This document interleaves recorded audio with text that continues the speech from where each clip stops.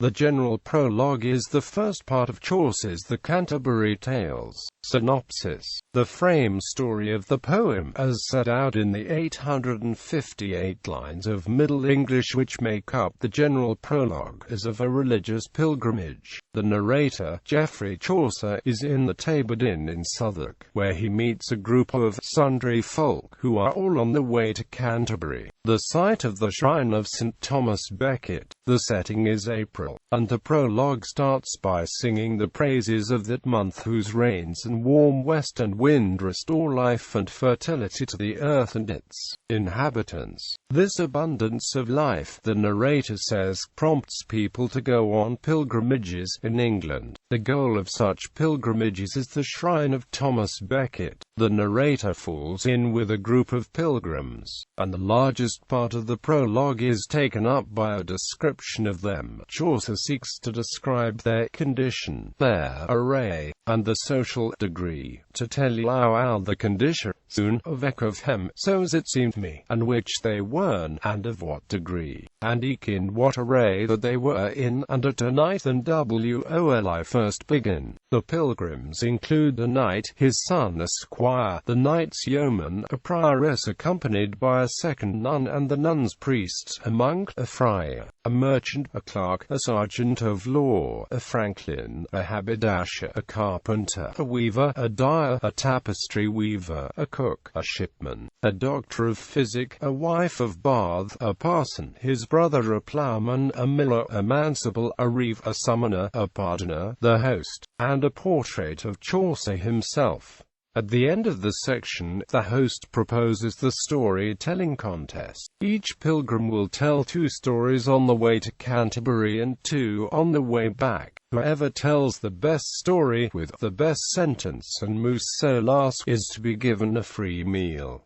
The Tales. General Prologue. The Knight's Tale, the Miller's Tale, the Reeve's Tale, the Cook's Tale unfinished, the Man of Law's Tale, the Tale of Gamelin intended by Chaucer for the Cook's Tale, the Wife of Bath's Tale, the Friar's Tale, the Summoner's Tale, the Clerk's Tale, the Merchant's Tale, the Squire's Tale, the Franklin's Tale, the Physician's Tale, the Pardoner's Tale, the Shipman's Tale, the Prioress' Tale, Sir Thopper's Tale told by Chaucer unfinished, the Tale of Melody told by Chaucer, the Monk's Tale, the Nun's Priest's Tale, the Second Nun's Tale, the Canon's Yeoman's Tale, the Manciple's Tale, the Parson's Tale, Chaucer's Retraction, the Ploughman's Tale, a 15th century addition to the Canterbury Tales. Siege of Thebes, a 15th century addition to the Canterbury Tales. Prologue and Tale of Beron, a 15th century addition to the Canterbury Tales, which tells of the epilogue after the pilgrims arrive in Canterbury. Gallery of the Pilgrims.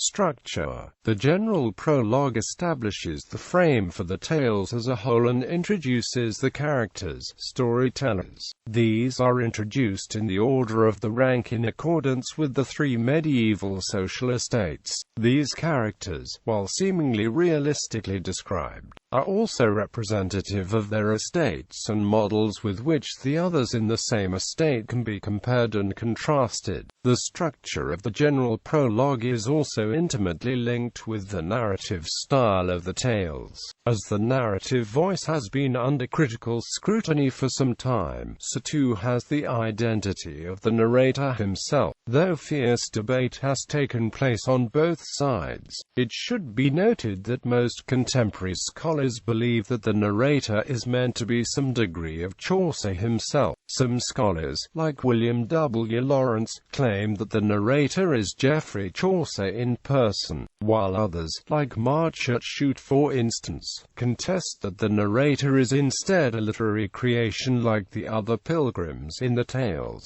Many attempted to identify pilgrims with real 14th century people, in some instances such as Summoner and Friar. shire, he attempts localization to a small geographic area. The man of law is identified as Thomas Pinchbeck, who was Chief Baron of the Exchequer. Sir John Bussey was an associate of Pinchbeck. He is identified as the Franklin. The Pembroke estates near Baldeswell supplied the portrait for the unnamed reeve. Translation. First 18 lines. The following is the first 18 lines of the General Prologue. The text was written in a dialect associated with London and spellings associated with the then emergent Chancery standard.